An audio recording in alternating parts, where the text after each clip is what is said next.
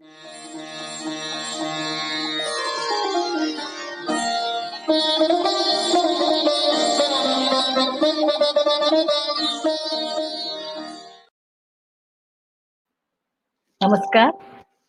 Friends, we have another session for Ruminating Poetry organized by Vinita Agrawal and Sukrita Kumar.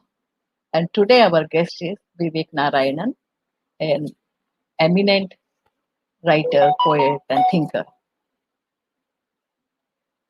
I think that I'm inviting directly to our hosts and guests so they can talk more about the theme and subject. Welcome to you all. Vinita Agrawal, welcome to you. Thank you. Sukrita Kumar. Hello. Thank you. Okay. Thank you very much. Yes. Vivek Narayanan is our guest. So welcome to you, Vivek Narayanan. Thank you. First time we live in Kritya. So I think you keep you start this session, and I will join in between when I feel that I am full of questions. Okay. Thank you very much. Sure. Welcome to you all. Welcome everyone. Welcome friends.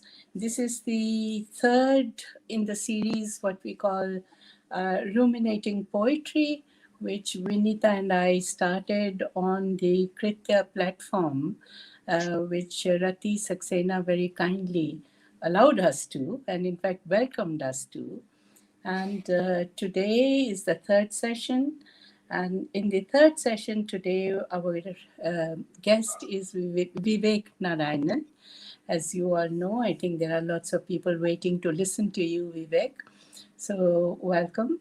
And I must also very quickly mention that in the last of the in the last program in the series of Ruminating Poetry, we had two very eminent poets, Subodh Sarkar and Seth Michelson. He and Subodh, both of them talked about respecting the page, and I think it worked out to be a brilliant session. And today, again, we are looking forward to another such session. But our subject today is our relation to ancient and pre-modern poetic texts. So it's a journey, a very, very long journey in time that we are going to be taking.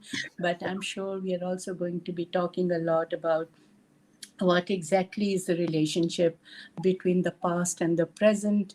What is it that flows through time, and why do we get so intrigued by a certain kind of past and an imaginative stories that exist in the past, and the past which is not historicized so much? There isn't a historical documentation as much as there is in the imaginary.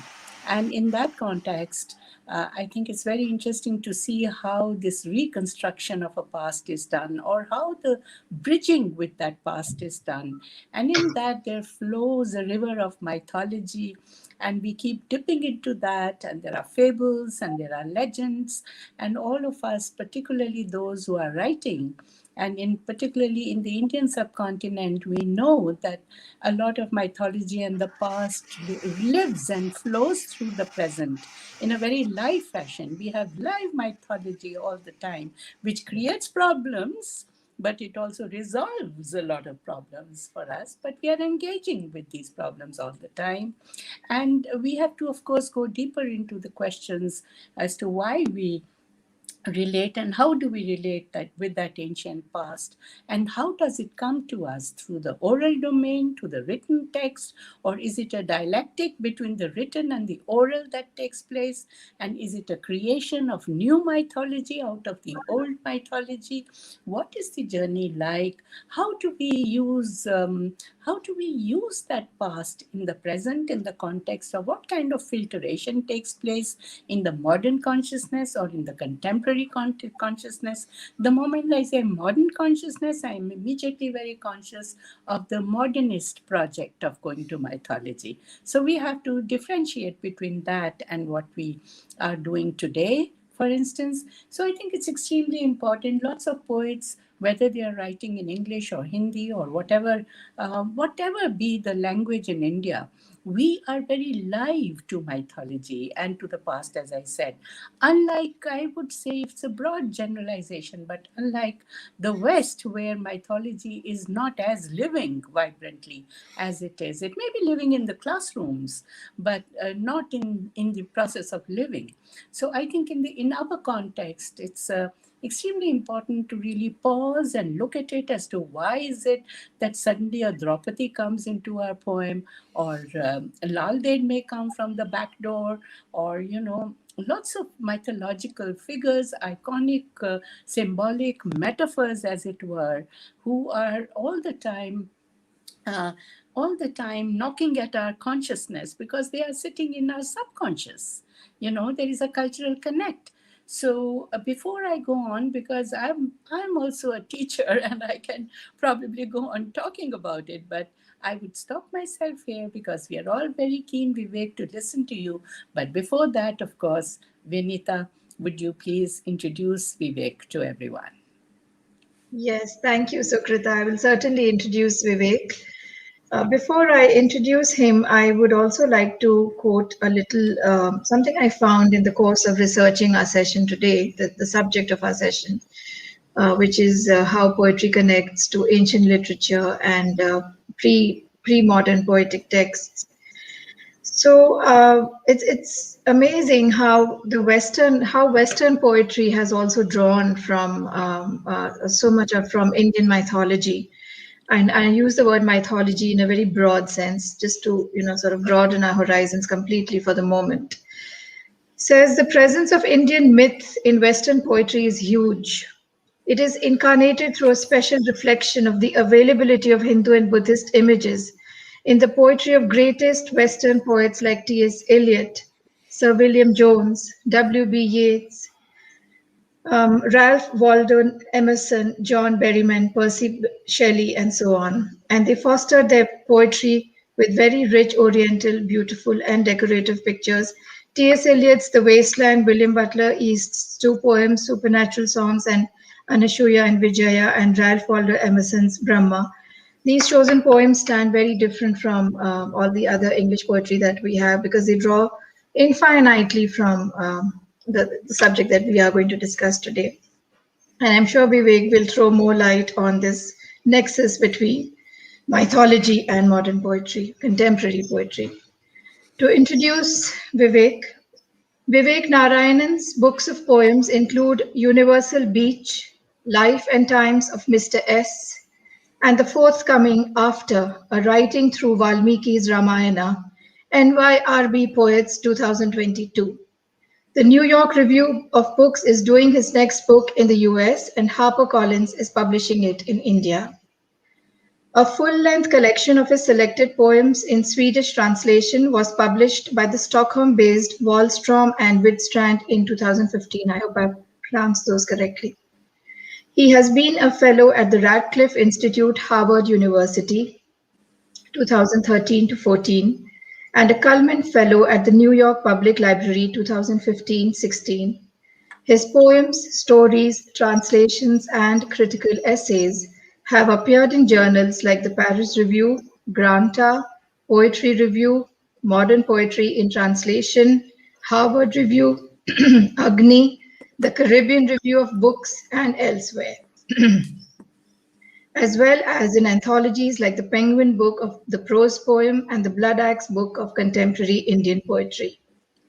Narayanan is also a member of Poetry Daily's editorial board. He was the co-editor of Almost Island, an India-based international literary journal from 2007 to 2019. So as you can all see, we have a very, very eminent poet amongst us, and we're very fortunate and privileged to have you, Vivek. Over to you. Could you speak a little about the session and the topic today? Thank you so much. I hope you can hear me. Thank you to Rati Saxena for all you do, and for Kritya TV. I like to call it Kritya TV because I like to have it on sometimes, just when I'm doing the cooking or household chores. I just like to have it there, and and it's certainly superior to most other kinds of televisions that's available out there. And thank you also to Vinita and to Sukrita for inviting me, and also for this series. I watched the last one, um, uh, featuring Subodh Sarkar and Seth Mickelson, and that was a really fascinating session. And so, if you haven't seen it, I would recommend everybody to go back and catch up on the series. Okay, so now the process of one trying to figure out, we'll try to figure out what it is we're saying here. I am very far from being an expert on pre-modern texts or anything like that. In fact, you could say I'm the opposite, and hope that I can be an example to people that you don't have to be an expert, that you can stumble into these things as I did, and then finally have to do certain things, go certain places, because it was necessary, that there were certain questions that were necessary for me to engage, even to understand who I was. And so while I avoided actually these things for much of my life, eventually I had to come back to them because it became necessary. So I hope to be an example. And I know that part of the point I want to make really is that each of us approaches these questions in our own way, and that is very, very important. And everybody in the audience will be approaching these questions in very own way. And I hope to show that is important in of itself. Those different ways that we all bring to it, that we all can bring to it, and I mean all of us. So I don't just mean as I hope to show scholars or people who know a great deal about all of these things. Okay, so I'm going to just give me a second.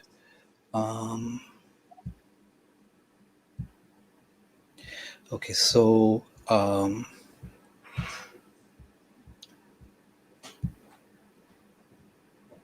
okay, so I hope everyone can see that. Okay, so now just to try and revise, as we were having this discussion, we were in the process of trying to revise the title of this session, and I realized that I had gotten myself into a trap by talking about pre-modern texts, because that isn't just what I meant. And I wanted to actually go back to something that Sukrita wrote in an email, which is to think about the past and continuities and ruptures, and why. Okay, so why am I revising this the talk, the title, from past versus text and versus myth, right? So I'm gonna talk about each of those things, and this is just a quick roundup of my points, so that we can all come back to this at the end, and I can get all of your input, and we can have a further discussion. Okay, so why past? So mythology, right? For me, I understand that to be the stories that are given to us and that we live with. But what I want to argue, that for a poet, you have to go maybe one step further, which is that mixed myth must have a certain texture, and you have to think about not just the story that you're telling, but the texture, and you have to think about where you got that story from, right? So, for instance, a lot of people in my generation may have gotten our stories, the Indian stories, by Amar Chitra Katha comics, right? And you might, for instance, go back and try and remember a certain comic you saw, you watched, you read, and try to kind of revisit that comic and think about, what is it that troubled you, or what is it that opened up for you in the reading of that comic as a child. And you might build a poem around that, right? Which is fine. But you have to also be aware of the fact that you're getting it from Amar Chitra Katha, which means that, that story is going to have been, simplified maybe, or distorted. Certain changes are going to have been made in that text in order for it to arrive as Amar Chitra Katha. So you have to be aware of that. You have to be aware that there are other things beyond it, and that the medium in which it's been given to you is something important. And now I also realized that part of the trap was that I by text, I might have implied that I was speaking only of written literatures, and I was really talking about both oral and written literatures. And I think that we really need to be able to do that in the Indian context, to be able to take oral poetry and oral literatures as seriously as we do written literatures. And there's a and I think it's a tragedy, because in both cases there is a vast untapped set of resources there for us, which we don't really use. There are hundreds of thousands of manuscripts decaying, getting moth eaten and eaten by insects, sitting in manuscript libraries that nobody has even read.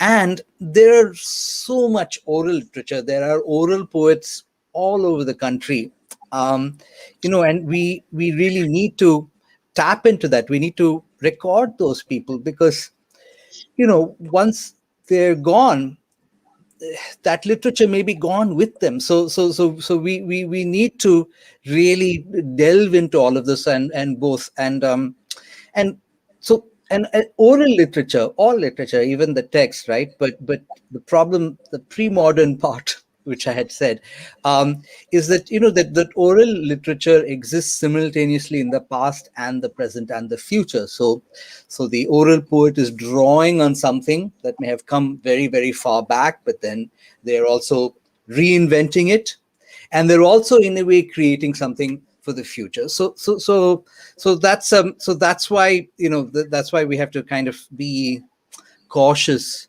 as we go into this terrain. Okay. Second point I want to make, the fear of the past, right? And I think that we actually have a fear of the past, and there's a certain brand of cultural conservatism in India, definitely, and elsewhere, which valorizes the past. Everything that happened was wonderful. It was amazing. It was a golden age. All the texts are incredible, but we're not interested in reading them. And why are we not interested in reading? Because we think we already know what's in those texts. And or maybe we're afraid of what we'll find in those texts. And I was thinking of I met this Pandit who had studied, who had a degree in Sanskrit literature from a university in Benares. And I was been working on Valmiki, so I was very excited. I said, "Have you read Valmiki?" He says, "No, and I don't want to read it." So, so I and you encounter this often. It's amazing, but I don't want to read it. And I say part of that might think this kind of complacency that we have as Indians, this idea that we think we know everything, just because we're Indian, or something like that. And in fact, I think that actually reading those texts of the past carefully will prove to us that the past was not perfect, quite the opposite. And also, our theories of history are not going to get confirmed. And in fact, what we will find is a lot of problems, a lot of very difficult problems, and gaps, erasures, and puzzles in addition to those problems. That's one thing. The other thing is that, those canonical texts, those texts that we think are great, and of course part of, as I'll come back to this, but part of the problem in India is that we are colonial subjects. So uh, you know, part of our sense of what is good or bad in our past is bound up with what Western scholars and European readers of a certain point found what they thought was good, and they were often looking for things that would echo their own certain ideas that they had. So the canonical text can actually exclude many groups of people and represent the selections of the powerful and the oppressors. And sometimes, you encounter deep stuff. You encounter a deeply patriarchal nature in many of these texts. How do women, or really any of us, approach those texts? Or how do Dalits or any of us deal with the way that, the incredible violence of caste that sits at at the center? And here, I mean, I think that one, I mean, I'm still trying to understand this, but one way to look at it is to think about maybe, Ambedkar's engagement with the classical texts. He was oppositional. He was critical, but he also found a value in visiting those texts and reading them carefully, which he did, because he saw that could reopen certain questions for us in a very useful way. So the thing is that I think that we have to be ready to be critical in our reading of these texts, that it's not just about saying they were amazing, but to be able to in order for us to be able to value and salvage what is interesting and useful in them, we also have to be able to make clear where we disagree, and refusing to acknowledge these problems, as I said, is actually a quiet way of killing the texts. To say, oh, it's an amazing thing and I'm not going to read it and I'm not going to deal with those problems. What's actually happened is that, that's part of what has led us to this situation where we have, all of these oral poetries being unrecognized and all of these manuscripts rotting away, without anybody reading them. And getting stolen and things like that. So that's one thing, right? Now, the third thing I want to say is that I got this friend of mine, Sonam Kachru. He says there will be bark, which means that there will be bark to chew, which means that it's not going to be easy going. There's going to be work to do at some point if we are going to go on this journey into these texts to see what it is we can discover and what we can recover. And so the first thing I want to say is that, Exhibit A, I'm I'm someone, I grew up in Africa. There's so much I don't know. There was so much disconnection really with my past. And at one point, I was trying to sort of upgrade my sense of Tamil. And, I was quite despondent because I could see that there was just an insurmountable amount of work to do before I could grapple with anything. And I met A.R. Venkatachalapathy, who is a very interesting scholar of Tamil literature. And I said, I have a long way to go before I can even begin to get these things. And he said, well, we all had to go through that. And I was so moved by that, because that a person who was so deeply immersed and also grown up in Chennai, grown up in that culture, that even he had to go through a certain journey, a certain amount of work. And I think that even if you think you already, and that's true, that even if you think you already know a language or a terrain well, at some point, you're going to have to do a bit of work before you can really transform it into imaginatively. And that's why, in a way, if you don't know, you might I mean, sometimes I wonder if part of the reason why I got into all of this, because I didn't. I mean, I'm someone who is not good at languages, who doesn't pick up these things very easily, and so I was aware of my the gaps in my knowledge. And sometimes, if you know a language very well, you can be complacent because you're not aware of how much work you're going to have to do um, in order to produce something interesting. Um, Next thing is to be ready to use, but not to be limited by mediation. And that I mean, mediation, I mean scholarly texts, um, you know, apparatuses, things that help you understand a scholarly text, all of those things. And of course, again, in India, we have a big situation, which is that um, to go into these texts, we often have to kind of navigate our way through Western scholarship, over the ages on these texts, and that's a reality, and that's something we have to accept, I think, and not reject, and make use of. So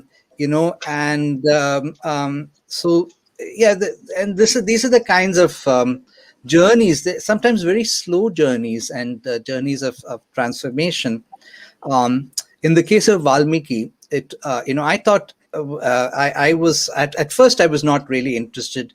I was called by a workshop by Arsha Sattar, who has written beautifully on the Ramayana, and I would recommend to everyone her translation of Valmiki, and also her book of essays, Lost Loves, um, which is a slim and very readable book of essays. And she called a workshop for Indian English poets to work on the Ramayana. And none of us were interested in the Ramayana. We were all interested in the Mahabharata because we thought that is the complex text. And Ramayana is just, whatever, so silly stuff, simplistic stuff. And that changed. I read her translation, and then I realized that no, actually, Valmiki was not the book that I thought it was. And so then I started in a process of writing poems, and initially the poems were based on Arsha's translations, taking a paragraph of something in Arsha, turning that into a poem. And I was doing this at the Sahitya Academy library in Delhi. And at some point, I started reaching for other books on the shelf. And I slowly started being drawn into it. And I thought it was going to be a very quick project. I'll just, farafat, just like write these poems and be done with it 6 months. But I got drawn deeper and deeper into it. And 6 months became 10 years. And and what happened is that then I got into Arsha's translation is an abridged translation. So then I got into the translation, the whole of the Valmiki. Then I found myself in the footnotes. And in the footnotes, I started encountering Sanskrit terms. And I started to wonder, okay, it's just going to be a bit of work to get into the Sanskrit. Is it going to pay off for me? Am I going to be able to, am I going to learn anything new? But I was lucky, I had a fellowship, and I was able to work with a couple of PhD scholars in Sanskrit. And by that time, I knew the text well in English, but I didn't know the Sanskrit. So they took me into the Sanskrit original of certain passages that I wanted to study. And one of them taught me the tunes by which to sing the Sanskrit. And when I got the tune and I began to recite the Sanskrit, I suddenly felt a connection to my childhood. And I also felt the meter start to click into place. And that's when I realized that maybe I could have something to contribute that the scholars would not contribute. And also that I could, that there was some connection, personal connection that I could make. So that's one example. I'll come to the Tamil in a second. But now, that having been said, we're getting to the more important. Each point I'll make I would say, is more important than the previous one. Okay, so this one is actually more important than the other one, which is that as poets, if you want to engage with this material, you have to make it personal. You have to make that personal connection. And I think that there's a difference between the way an academic or a scholar is going to engage with these texts and the way a poet is going to exchange with these texts. So broadly speaking, a scholar might be reaching for, quote unquote, if there is such a thing, the ultimate truth of the text, or at least trying to set a standard by which they want everyone to read the text. But a poet must show what she, and maybe only she, has seen, and a poet must add something to what was there before. And for that, she must reach inside herself to understand what she and only she can bring to the table. And that's why I said that's why I said that regardless of how qualified or unqualified you feel, that all of us have something to give, because we have that inside us that we can bring to the table. And finally, I talked about those gaps that you find when you go into it. So you have to also understand the limits of the sources. Even if it's Amar Chitra, you have to understand that certain things that are going to be left out of the Amar Chitra Katha stories. And so you have to look for those gaps and those puzzles, because that will give you room for you to do your thing.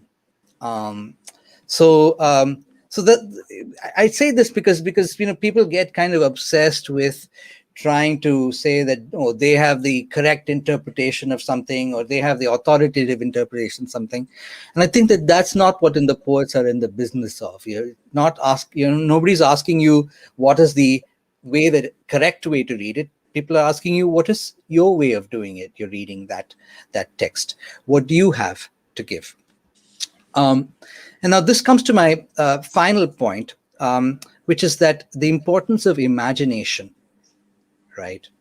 Because ultimately, the scholarship, or all the things, all that bark I was talking about chewing, that is really a preliminary, because you have to then, and you have to not be afraid to do this, you have to bring your own imagination into it. And I would say that in a poetic work, the imagination should triumph over the scholarship and not the other way around. So you have to trust your gut, and you have to trust whatever your imagination provides. And this is important also, again, to get to this other theme, right, that I've been coming through, which is that the ruptures and the breaks and the gaps created by European colonialism and other earlier oppressive forces. So, I mean, this is what I found anyway, really, when trying to go into it, the Valmiki, there's just all of these gaps. Like if you go into the traditional commentaries, they have a certain way of doing things.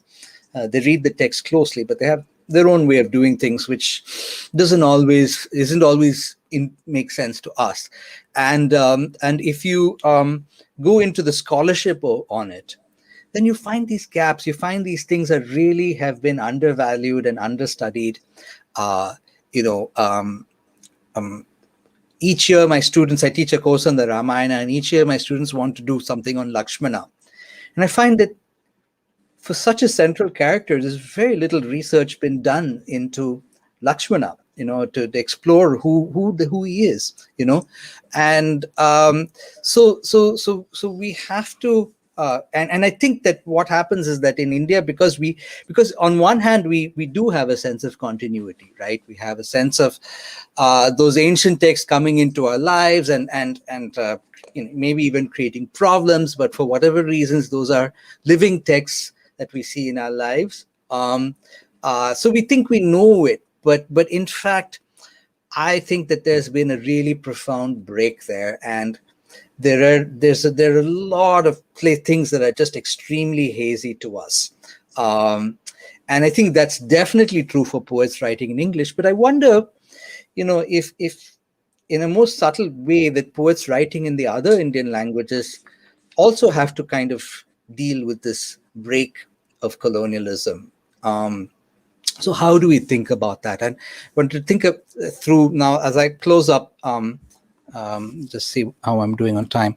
As I close, I want to go into just suggest some examples. And one very interesting example, I think, is some work done by recent African American and Afro Canadian poets in the way that they engage with the past. And this is interesting because, in a way, it's a kind of an extreme example, because of the experience of slavery is something that really kind of obliterated and was a kind of massive erasure of all kinds of things. So so it's interesting that a lot of these poets are delving into the past and into questions of history, and also mythology, and kind of African thought, right? And so how do they do it? So Shane McRae is one very interesting poet there, and he does a lot of historical research for his poems, right? But what's interesting is that he says that he does research only up to the point where he thinks he has a poem, and then he can take over. And at that point, he throws the research away and then just goes on his own, because there's a danger, when you get into doing research. There's a danger. You think, okay, I'll learn everything, I'll do all the research, and then I'll write my poem. And what happens is that research leads to more research, and you're going further and further in, and you never get around to writing the poem because the research will never end. So you have to think about also what are going to be the limits on the research. Just how far you need to go in order for you to then find your space and take your imaginative leap.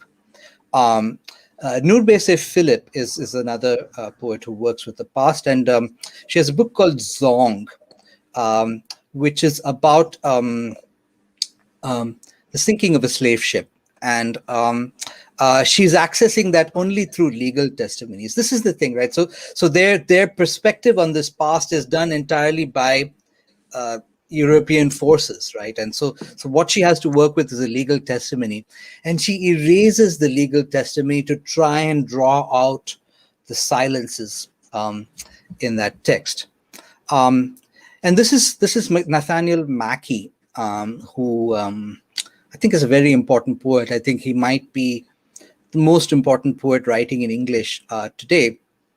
And his virtually his entire career, and I think now he's in his mid to late 70s, but his entire poetic career has been actually working on only two poems, Mu and Song of the Andambulu. And he's been steadily working on these poems. Now the total is now several hundred pages long. And this whole time he's just been developing these two poems. And at one point they start to intertwine. So the two poems sort of become one, and they're going, and he's working. And the starting point, he brings in all kinds of things. He's very interested in Sufi thought. He's interested, Indian music, various things. Ghulam Ali was a reference in one of his recent poems. But the starting point is looking at the mythology of a group, African group called the Dogon. So now this Dogon kind of shaman or elder gives this account to an anthropologist, a French anthropologist, and he writes it down. Now already there's a problem there, because this is the 1930s and we don't know what the French anthropologist is writing, or how we're processing this, what kind of mediation he's doing on the Dogon elders' ideas. So Mackey is aware that he is trying to access this material through all of these kind of impossible erasures and gaps and blocks and uncertainties. And he uses that again as an opportunity for his imagination to assert. And so his imagination really transforms this material and kind of recovers it in a very powerful way. And that's what I want to say is that not exactly mystical, but there's something powerful in the way that if you bring the force of your imagination to a text, I believe you can actually start to address some of those gaps and erasures and make those silences speak. But you have to be bold in the way that you do it. Hang on a second.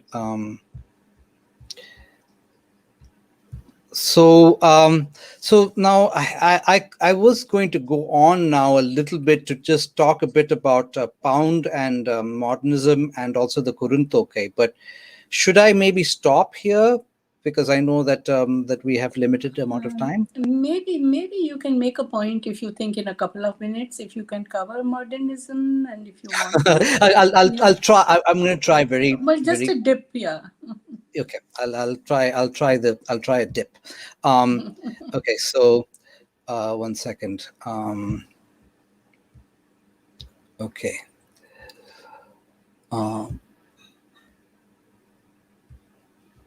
So I wanted to talk about these poems, but at some point we come to the end. Is that so? This famous poem by Ezra Pound, "The apparition of these faces in the crowd, petals on a wet black bough." And the original mysterious two-line poem, and the original version looked something like this, with these gaps in the middle. And usually when I ask students, people tend to prefer this version. So where does this come from? So what happens is that Pound starts to translate Chinese classical poetry. And remember, he's very far from being an expert on this. He is reading English translations, English prose commentaries of Japanese translations of the Chinese. So he's very far from the original. And in fact, when his poems, his translations first come out, they're attacked by a lot of Chinese, Western scholars of Chinese for all their inaccuracies.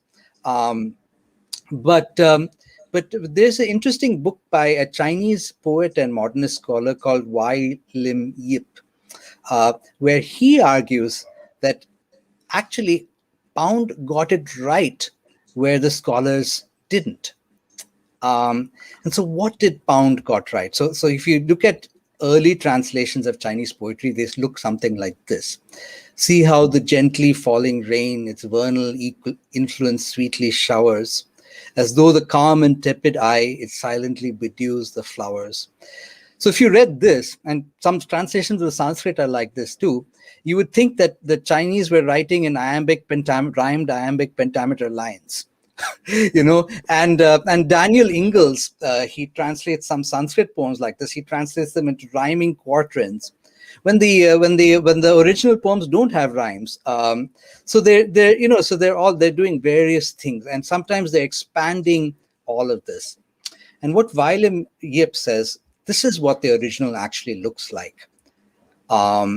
It's that simple. It's just got words, and he argues that the problem with these scholarly translators is that they miss, in trying to make the Chinese poems look like English traditional poems, they miss the special mode of representation of reality made possible by the peculiarity of the Chinese language itself. And so here's an example. So green mountains lie across, and he says, first of all, there's practically no enjambment, right? So each line is independent, a group of words of completed meaning. And then there are a lot of connectors missing. So in this line, new moon, move, gold wave, right? The move could apply to the gold wave, or it could apply to something that the new moon is doing. And that ambiguity, that uncertainty that the Chinese creates is part of the beauty of it. And he shows that typically all of these translators are kind of expanding what is this very pithy Chinese poem into these longer lines. And then finally, he gets to Pound's translation of a Japanese haiku. And Pound translates like this: "The footsteps of the cat upon the snow are like plum blossoms." So as a translator, Pound feels he has to offer that "are like." But then when he writes his own poem, he leaves that out. And he creates this idea of imagism, which is one image stacked on top of the other. So you see that at the very heart of it, of European modernism, is Pound's attempt to kind of get to this kinds of the strangeness of the text, and also the gaps of the text, and that's what we should think about doing as well. Excellent. So let me now just end again with the summary screen, so that we can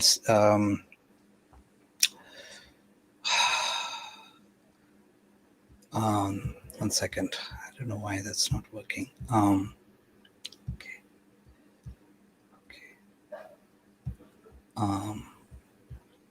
I just thought I would end with that first screen, so that we can think about the overall.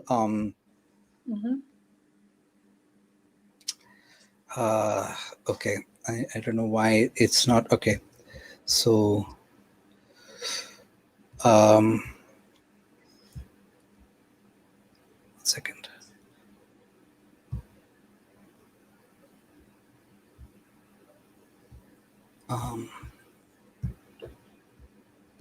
Certainly, it's not offering an option for me to.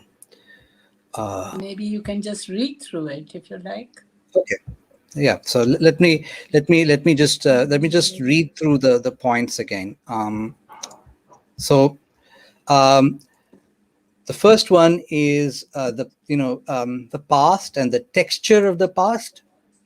The second one is that don't be afraid to be critical. The third one is don't be afraid to go on a journey and do a bit of work. And the fourth one is make it personal.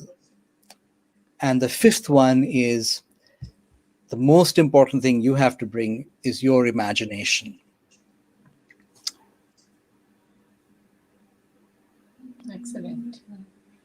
So I think this is absolutely fascinating, because I didn't know that you're going to really be able to simplify it in this fashion, because I know this is really, really extremely tough to be able to bring out the essence in the way that you have. So I think if we were to discuss this point about imagination, and I mean, it's really starting from where you stop, right?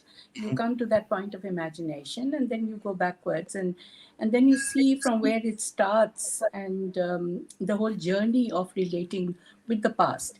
I think there are two crucial points that come to my mind. One is, how personal is that journey? How engaged are you personally with that entire domain? And if it is a kind of a scholarship that is an imposition, then it doesn't work out. It has to come from within, the curiosity to be able to really relate to the way you said that your journey to Valmiki's Ramayana happened. And that was extremely wonderful, because from the text, like Amar Katha like text, to Sattar's translation, to reaching up to the footnote, and then getting stuck in the footnote, and not allowing yourself to be burdened with scholarship. I think the burden of scholarship can be very, very harmful in the writing of a poem. Absolutely. And where you get caught in as far as the imagination is concerned, I think that is the crucial point. And that imagination which is catering to the gap, or the silence, or the absence, or whatever that one may be unconsciously looking for, and you don't find it, and that triggers off a certain kind, it's like a matchstick, and the mind lights up with something, and you say, oh, but I want to do this, I want to fill this. Now, what comes to my mind is something very interesting here, and that is Kolatkar's example of doing jejuri, right? And in this, I think there's, was it Vrinda Nabar who wrote that wonderful essay, and then she talks about, the irreverence that is practiced by Kolatkar. Right. And that's where I think it ties up with your point about the courage to be able to question something. Because even when you're filling a gap, because that gap is only visible to you as a poet, as a creative person, it's not visible to anybody else. And do you have the courage to fill it up? And if you have the courage to fill it up, it might seem like irreverence, you know, Right. because you're doing something which others have not done. But that's how it becomes a poem. So I think it's a very creative irreverence. And I would also add a little bit to that, which is that somehow, in the context of mythology, we have also, down the ages, we have always attached the idea of sacredness to that. And sacredness can lead to a certain kind of a conservatism, almost like orthodoxy, of retaining it the way it is, right? Right. So how do you break open the doors that have been closed on you because of the tradition that speaks of just imitation or just repetition, not even imitation, it's repetition. So, how do you not just repeat, but also bring in a certain kind of that's something new, which is absolutely personally yours, which has triggered off your imagination, in turn to trigger off the imagination of the others? And I think that is the journey that a poet has to undertake. And particularly if you are relating to a past which can be frozen, the past can be frozen, but you have to let it melt in your psyche. You have to let it melt in such a way that the river flows. And you Exactly. don't know which direction it will take, but the ocean will come if the Yeah. river keeps flowing. Yeah. And you'll be drowning before you know it.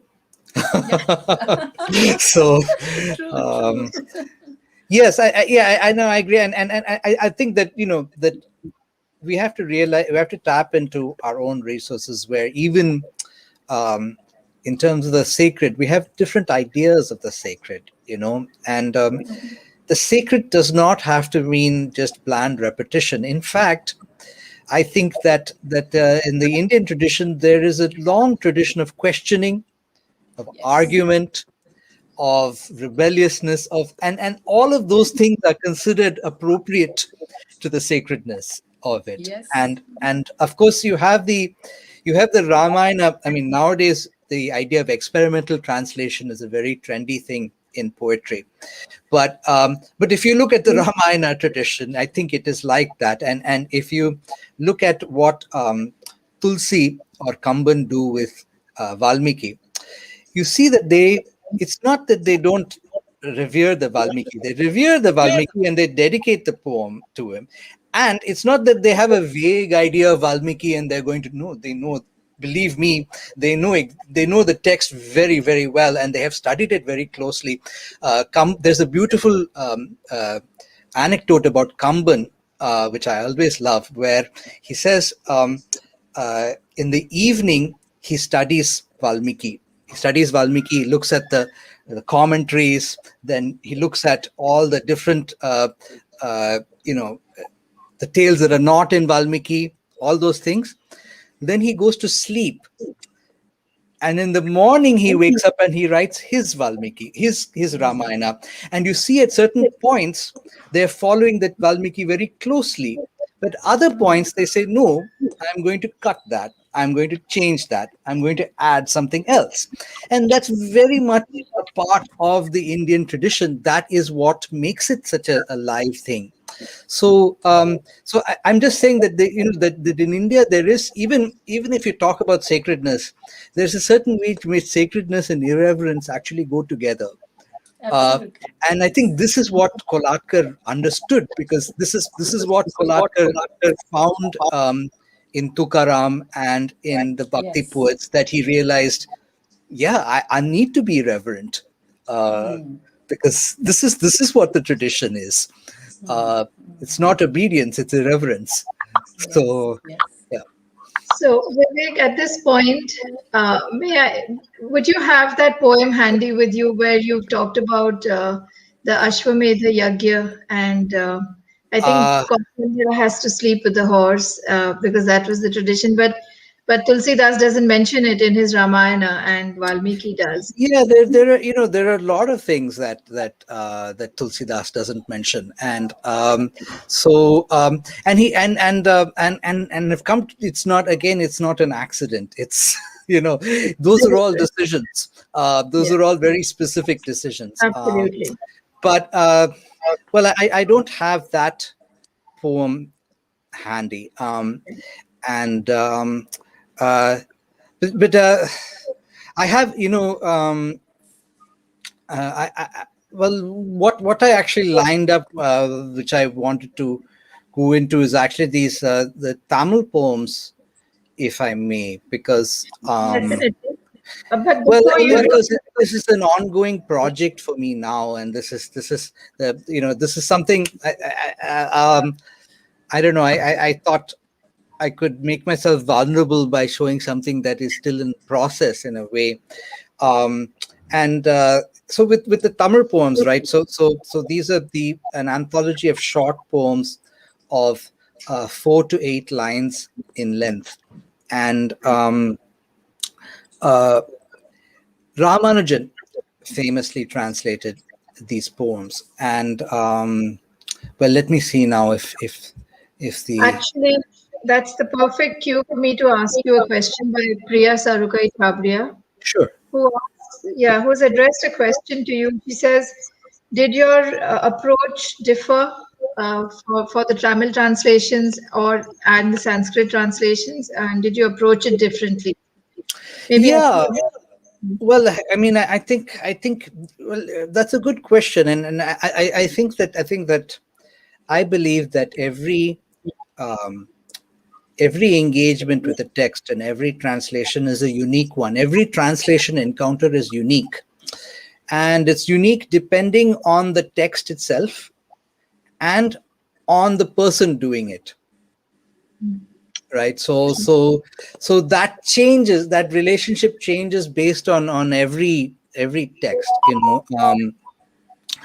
Uh, with Valmiki, in a sense, um, I have a complicated relationship with it, because there are a lot of problems I have with it. It's a very deeply patriarchal text, and there's a lot of, but then as I started reading it closely, I found another undercurrent in the Valmiki, which was surprising to me at first, but now I can give you dozens and dozens of examples where actually he's providing a different perspective on it altogether. Um, and he's actually providing quite a subversive perspective on it, and that's all there. That's there in the later Ramayanas, but believe me, that's all there in the Valmiki as well. The you know the um,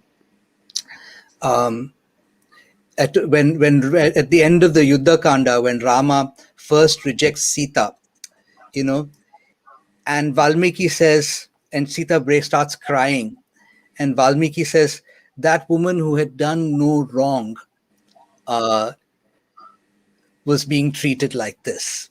It's very Wow, pointed. His sympathies are with Sita there, and that's uh, beautiful. it's a so it's a and and there are a lot of so Valmiki, and also it's also the thing with Valmiki is that it's a very heavily translated text. So there are a lot of other translations that I'm working with, and and I'm kind of disagreeing with the text. I'm being irreverent. I'm doing various levels of things, and also uncovering these moments or these gaps. And sometimes in Valmiki they can happen in very like half a line. Certain things will happen, like when Rama kills the golden deer, the jeweled deer, and he's chasing it through the forest, is obsessed with it, then he kills it. Then the deer is dead, and the deer, which is actually Maricha, says, speaks in Rama's own voice. Um, and that's when Rama realizes he's made a big mistake, and he's shaking, and his left eye is twitching, and he doesn't know what to do, and the first thing he does is that he kills a second deer and walks with it, and that killing of the second deer is just there in half a line, and uh, so stuff like that. Now the Kuruntoke is a different um, thing altogether. Uh, there it's a I mean the thing about it, what I find refreshing about the Kuruntoka is that there's almost no reference to religion.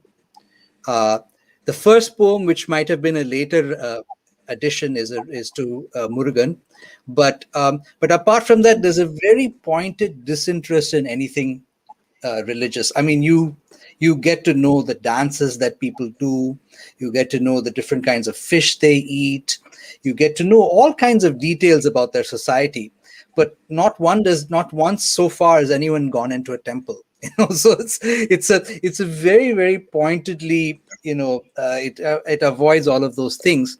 And the other fascinating thing about the Kuruntokai, a lot of the authors are anonymous, right? We don't know much about who wrote these texts. And in many cases, the name of the author will be like a line from the poem.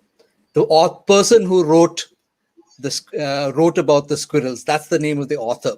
So we don't know, but and we know that women were part of this group, but we don't know what percentage exactly that women were part of this group. But the the voice of the texts, you'll hear the narrator as a woman, sometimes the mother, sometimes the lover, the male lover, who has been kind of ostracized from society or whatever, but you'll never hear the voice of the father. So they're all written from the perspective of someone who is vulnerable in the power equations. And if a number of men are writing them, and the majority are written in women's voices, so that means even if men are writing, the men are writing in women's voices. So there is a kind of fluidity of gender in these poems, which is just fascinating, and because so little has been done on this, I read Ramanujan's translations, which I loved and still love. But the problem is that for many years, those translations had just replaced these poems in my mind. And so when I thought of these poems, I thought of Ramanujan. I didn't think of anything else. And then I started to notice some other translations, and suddenly I realized, well, maybe, I have to go and look at the original. And when I looked at the original, I see that Ramanujan, which is his right to do and which is interesting, but he's really reconstructed these poems in all kinds of ways. He's taken these poems, which are tight little squares, and blown them up across the page. He's rearranged the things. He's done a lot of stuff. But how do I get into the Tamil? And then I got into this great book, which is Eva Wilden, and this is a book published by the Pondicherry Institute, and it's a critical edition of the Kuruntokai. I guess just the first one that's been done. Now, if you think so critical edition means that she goes back to all the original manuscripts and that are available. And unfortunately, when she went to the Madras University library, she found that someone had stolen a couple of these manuscripts. The earliest things, somebody is, they've let somebody walk off with these manuscripts. So, but whatever was there, she compares them and she checks the variations between the manuscripts. And this is a basic work that we haven't done for a lot of our texts. Yeah. And then what she does is she gives a Tamil there, and then a transliteration. This is probably not coming. And then she gives a word for word. And then she gives her own translation, but it's not a poetic translation. She says it's a translation to bring out the ambiguities in the text. And then she summarizes some of the scholarly disagreements. And that's when I realized that actually these are not stable texts, because there's a lot of things that people don't know. There are a lot of words where they're not clear how to read them or how not to read them. And So that really opened up for me. And so this is not a book that, it's not a book of poems that you can just read from beginning to end, because it's then the poems are not quite in readable format the way Eva Wilden has done them. So the only way I could read them was to begin translating them. So Would you like using to all of read? this. Yeah. Would you like to read a few of those Yeah, translations of yeah. yours? So now let me see. Now let's hope that I can access that text. I don't know why it's not showing, because I wanted to be able to show them to you on the page, but my share window is okay. I'll try one last thing. I'm going to Okay. do Mhm. that, then try and share.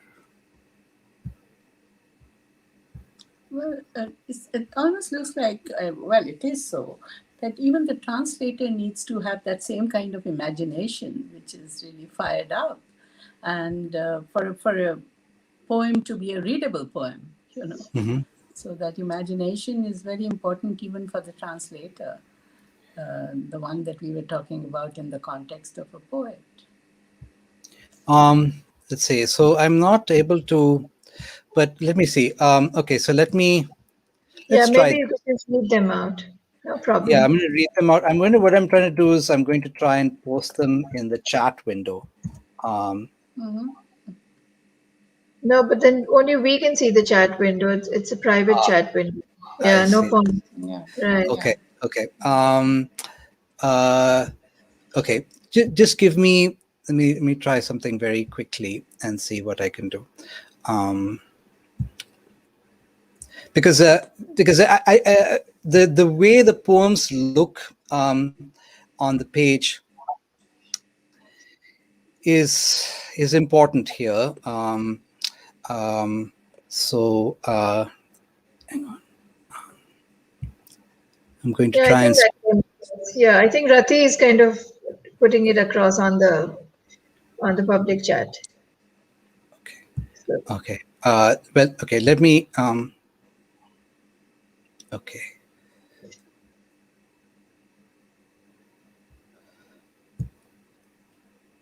I think we just Yeah.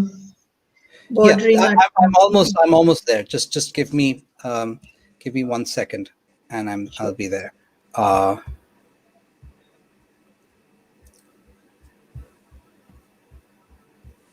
I'm just now scrolling there.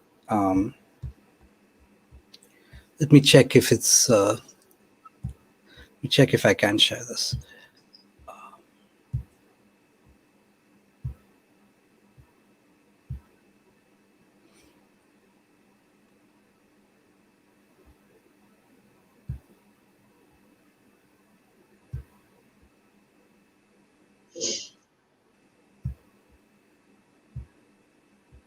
Okay.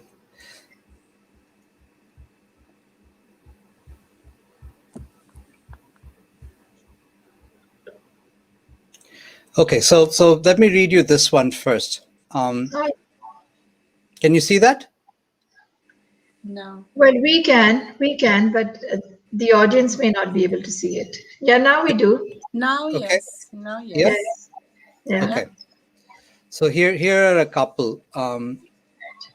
So this is 27.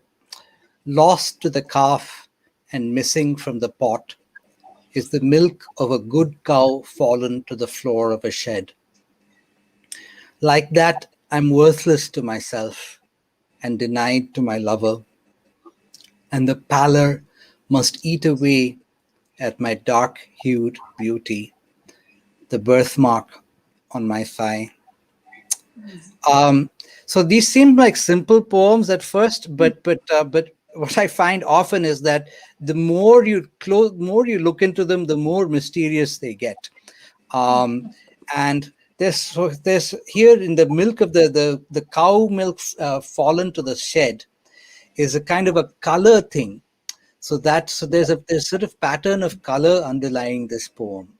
And the other thing about it is that on one hand, the lover, she's, it's a kind of I think of these as very relevant to COVID, in a sense that this whole history of poems of isolation. She is, on one hand, she feels that she's useless to herself because she has no lover to look at her. But by the end of the poem, you see that she's in fact admiring herself, and she's That's admiring the beautiful. beauty spot. Um, and by the way, so this word, now this is a difficult word because some people think that the Tamil original refers to the female genitals, and then other people feel that, and for that reason, that word was actually suppressed in later texts. So other people think it refers to the hip. But I think it's pretty clear that it's an erotic poem. So I kind of split the difference there and put in thigh. So that's one. This is Kuruntoke 8. Yeah. Near the fields, the mango tree with sweet ripe fruit that the ribbon fish snap at is the village he's from. In our house, he talked big. At his own, he lifts and holds hand and foot, like a mirror's image obeys the mother of his son. So this is the guy who, the husband who has another lover going on in another village, and when he goes there, he's talking big, like, maybe making a lot of promises, and then when he comes home, he is basically following the mother of his son. And I think this is a subtle thing here where they say the mother of his son. They don't say his wife. So they talk about what the importance of this woman to him is the fact that she's the mother of his son. So you see, so there's all kinds of subtle critique there. And when I see this poem, and I think that okay, it's written in maybe in a female voice, but perhaps a man has written it. I know that in the Indian context, there's a very common situation where to make your parents happy, you get married, but then maybe you have a same-sex lover that you're keeping on the side. There are so many ways to read this one. Yeah. This one, lost their Evi, poor lute-slung bard, poor like the grass said, without a headpiece of flowers. As the heart lives through despair, house by the tree, full of light, and the smell of wild jasmine in it. So many dark girls, who's she to us? Now, what a lot of the translations to Kuruntoke do is that they tend to kind of gloss over the breaks and make a more coherent story out of them. But the actual Kuruntoke ones are actually they're quite modernist in that sense, and that they have these very sharp breaks and they cut between things, and sometimes they mix different kinds of elements together that are not so smooth, and that the reader has to do the work of interpreting these things. And so this is one like that. The first one, they think the Evi is a king who was a patron to the bard. So the poet has lost his patron. But then suddenly there's this woman who appears in the second half of the poem. And you ask, who is this woman? And what's the connection between the second half of the poem to the first part? And these are kind of mysteries that keep coming again and again in these poems. The other thing is that a lot of the poems, they try to move it into a kind of standard English sentence. And if you look at the original Tamil, it's just a block of things. They're not even in the palm leaf manuscript, they're not breaks between the words. So part of the joy of reading these poems is this process of trying to pick it apart, trying to figure out what's going on there and trying to disaggregate it. So by doing it in this way, without punctuation, I was trying to, in a way, give the reader in English an experience of picking that apart. And I'll read one last one here. This is a poem. Now I've taught it, and so it's this poem becomes more powerful and mysterious every time I teach it. Um, no one else there, right? Thief. If he lies about it, what do I do? Like millet stalks, greenish legs in the running water, hunting fish. Only the heron was there when he touched me. So now the conventional interpretation of this might be that um, they've had a sexual encounter, but he is afraid that he's not going to marry him after that.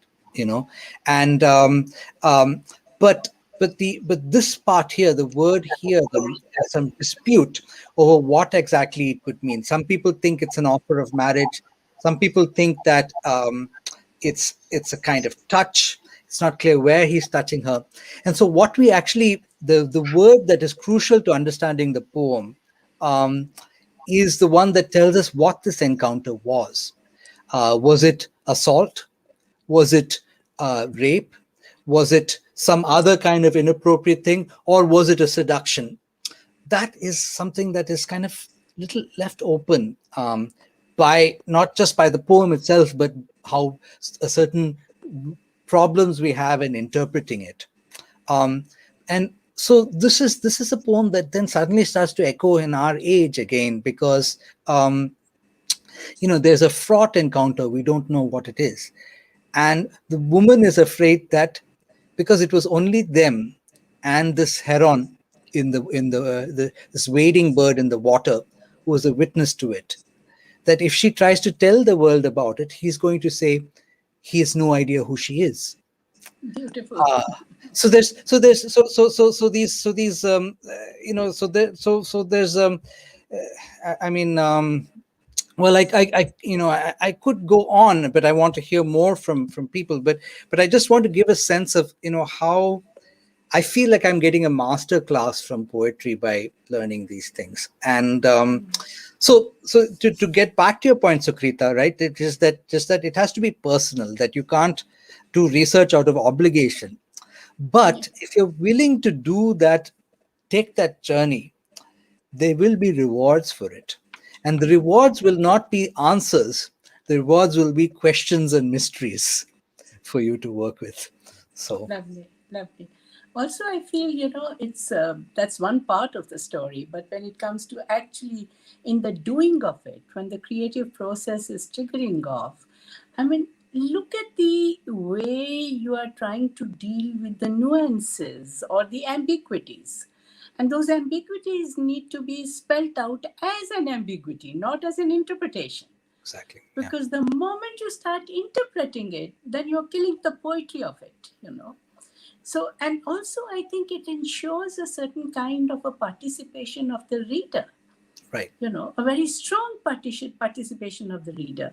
And to leave those spaces and yet add to something which is already there and just add to it a little bit, maybe by the spacing that you do and not the punctuation. That in itself is a mode of communication, isn't it? Of some point. How are you communicating it? Yeah. And I think the same will hold true of both. I mean, it's a translation, but also of creative translation, or call it transcreation, or making it a poem as it is. It has to become another poem in another language. And that language has its own etiquette. How do you take care of that etiquette as well? Or you defy it? Yeah, How you do might have to. defy You it? might have to also defy it, as Yeah. I mean, you have to see what you can get away with. Exactly. But Exactly. but no, that's a great point. I think when you write a poem, you have to leave space for the reader to do their thing.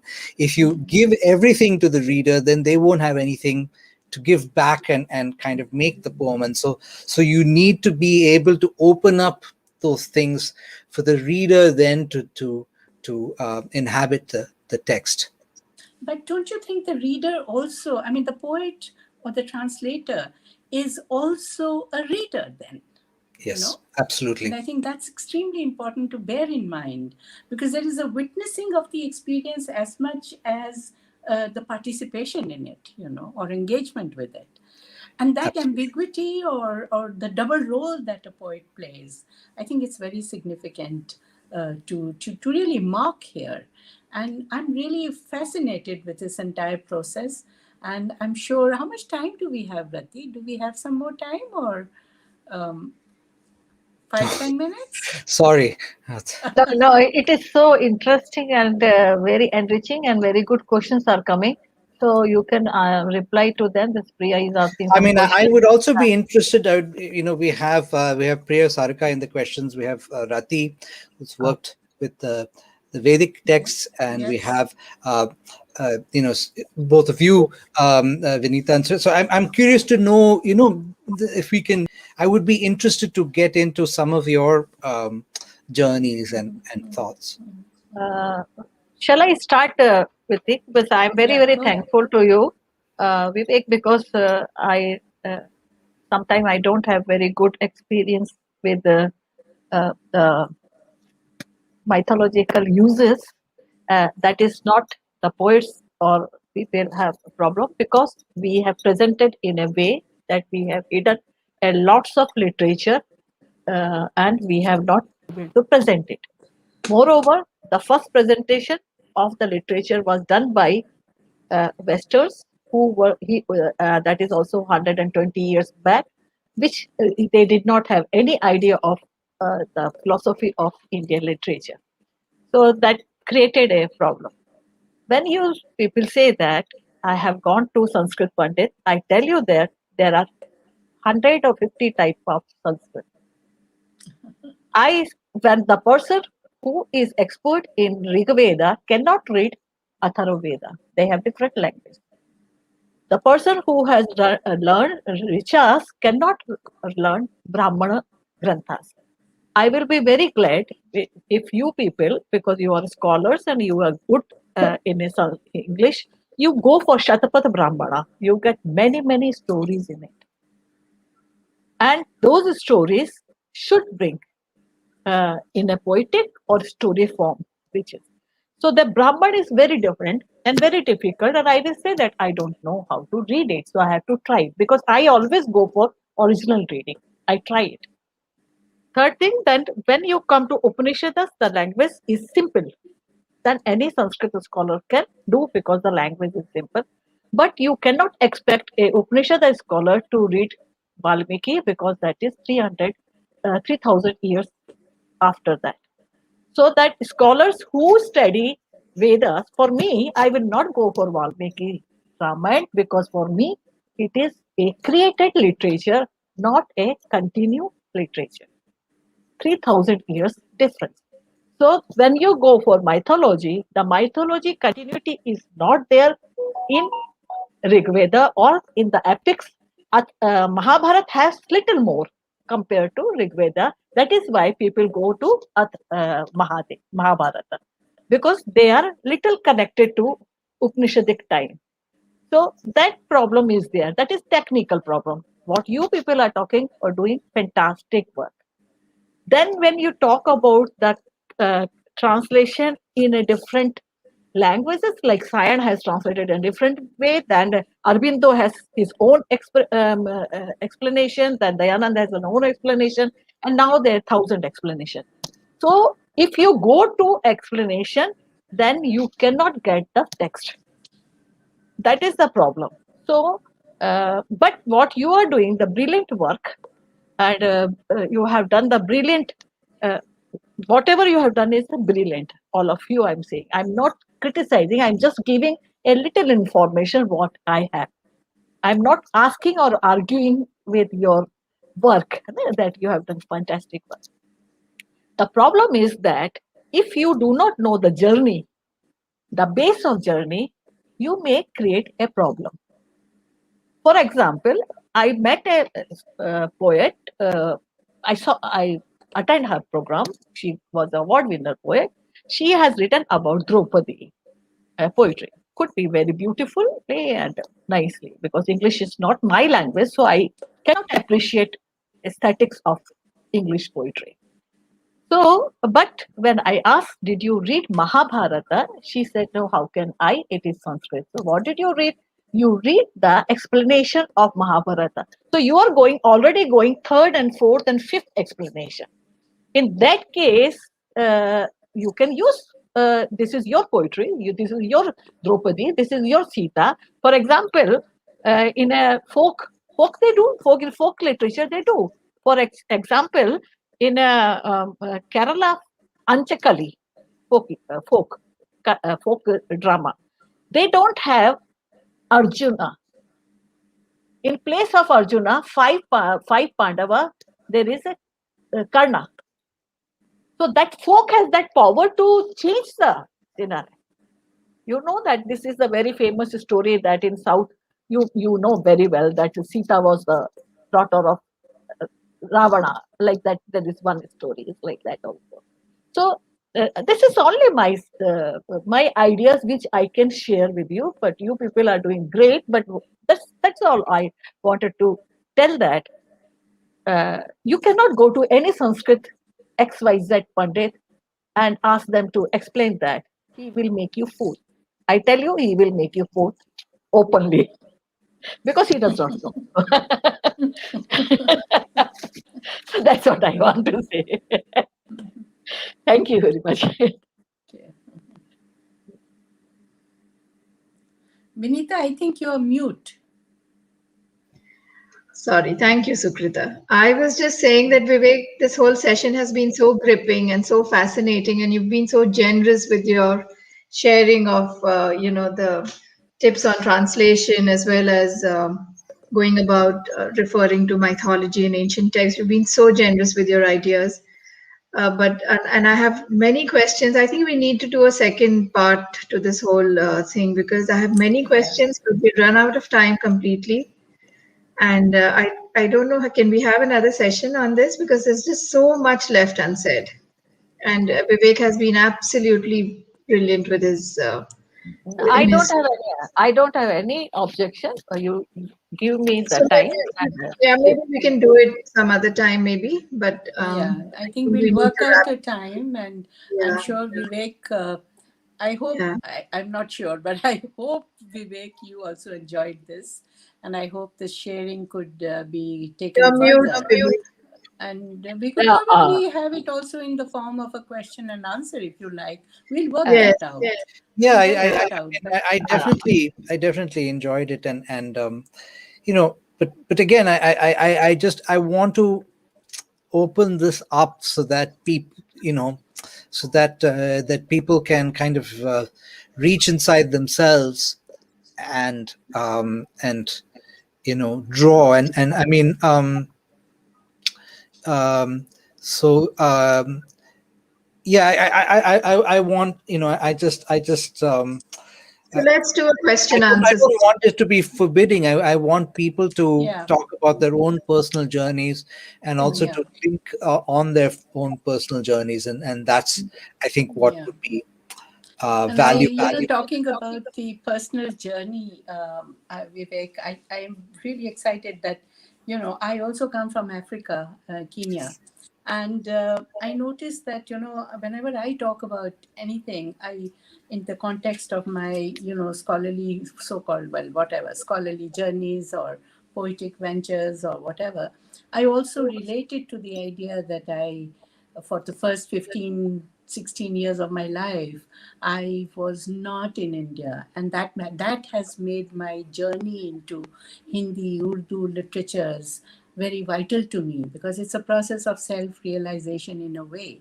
Well, not self-realization, but at least an exploration in the context of who am I, how much of an Indian, what are languages doing to me, what is English doing to me, what it has done, has it. So I think these are very vital questions to be dealing with when we come to the writing of poetry, for instance. What is the purpose? Are we doing only scholarship? Are we only interpreting life or mythology or whatever? Or is it really a very inward, inner kind of a journey where we are exploring something which has to do with the whole idea of who am I? And this I is not just a small I, but everybody's I, you know. So I think So Vinita, shall we call it a day and maybe, sorry? we're already getting comments to do the next session soon, and we'll keep it like a question Yes. answer thing. Yeah, Let's lovely, discuss. wonderful. Give me 10 days because I am going to have second vaccination. Oh, So please perfect! give me 10 days. Congratulations. Yeah, yeah. Please, wonderful. I'll need time now to catch up with marking as well, and then I will. No, I But think we'll So wait. we'll We'll plan work it it and out. We'll work we'll out work it a out. time Yeah. which is suitable for all and of us, sometime and we then should we'll do another maybe session. Yeah. we should also envision doing this in real life, as it were. So Well Yeah, that done. would be Well lovely. done. Yes, that would be lovely. That No, will be this the was So goal. thanks a lot, We'll have to come to thank Rati. India. First, thanks to you for giving us this platform. And no, Vivek, wonderful listening to you, wonderful talking to you, and this wonderful session that we've had, which obviously there's so much more to happen. So we can probably create a whole series around it, you know. But we will carry on with this. And and that's it. thanks for your fabulous show, and I would really recommend to everyone to watch all the episodes. Thank you. Thank thank you. you, Pastor Vinita and Sukrita. I hope that Sukrita and we talk about Vivek long back that do we invite him and all. Yeah. So I Yes. know him for some time, but he's doing fantastic work and I'm very happy that you watch Kritya. And we have many Kritya talk show. It is 63, you know that. So you can know about any other aspects also You about could this just is have how it it will. through the day, Huh? right? You could No, just no, have it. There's enough. no, no, no. We Uh, have only 3 days in a week, no, and but all I'm are saying that if you're looking at previously recorded episodes, you can Mm. just have Kritya TV streaming through the day. So it's I'm Rati has happy. been pretty awesome that way. And thank you, Vivek. It's been absolutely enriching to have you speak to Uh, us. Thank you so much. thank you okay. Thank very much. you. Thank Thank you. you. Thanks a lot. Bye. Have a good day and be a good man.